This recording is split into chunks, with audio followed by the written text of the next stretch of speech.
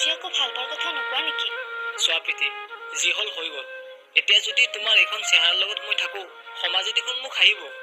আৰে তুমি আৰু কেতিয়াৰ পৰা সমাজৰ কথা চিন্তা কৰিব ধৰিলা?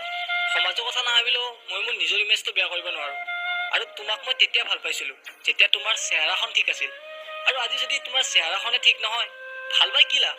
মানে তুমি মোৰ দেহটোকে ভাল পোৱা, মোক নহয়? এইবোৰ বাদ দিয়া, যি আছিলে আগতে আছিলে। এতিয়াতো তোমাৰ এইখন চেহেৰা আগত মই অকণমান সময় থাকিব নোৱাৰোঁ। দিয়া বাই এণ্ড টেক কেয়াৰ।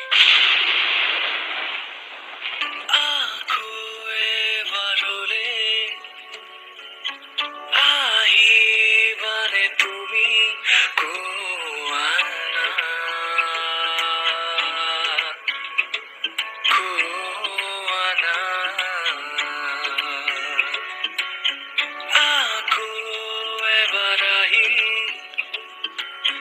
ধৰা মোক সাবতি লোৱানা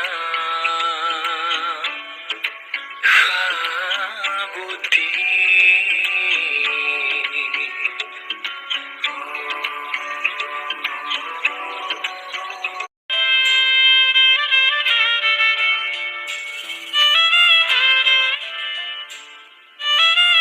কি হ'ল, চব ঠিকে আছেনে?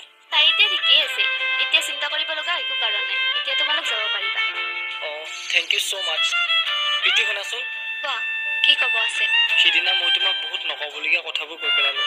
সিদিনা মই তোমাক বুজিবই চেষ্টা নকৰিলোঁ। মই আজিহে উপলব্ধি কৰিছোঁ, সিদিনা মই বহুত ভুল কৰিছোঁ। পাৰিলে মোক মাফ কৰি দিয়া। ছোৱালী, সিদিনা তোমাৰ কথাই মোক বহুত কন্দুৱাইছিল। ভাবিছিলোঁ তোমাক কথাখিনি কোৱাৰ পিছত তুমি মোক বুজি পাবা আৰু সেই ল'ৰাজনক এটা উচিত শিক্ষা দিবা। কিন্তু তুমি মোক কি কৰিলা কোৱা? তুমি মোক ঘৃণ কৰি তাৰ পৰা গুচি আহিলা। মোৰ বহুত ডাঙৰ ভুল হৈ গ'ল, প্লিজ মোক মাফ কৰি দিয়া। মাফ? ছোৱালী, মানুহক চেহেৰা চাই ভাল পাব নাযাবা। মানুহক চেহেৰাই নোখোৱাই। ভাল পাবলৈ হ'লে দুয়োজনে দুয়োজনক বুজিব লাগিব, যিটো মই তোমাৰ পৰা বিচাৰি নাপালোঁ। এদিন তুমি মোক নিন্দা কৰিছিলা আৰু আজি দিয়া বাই।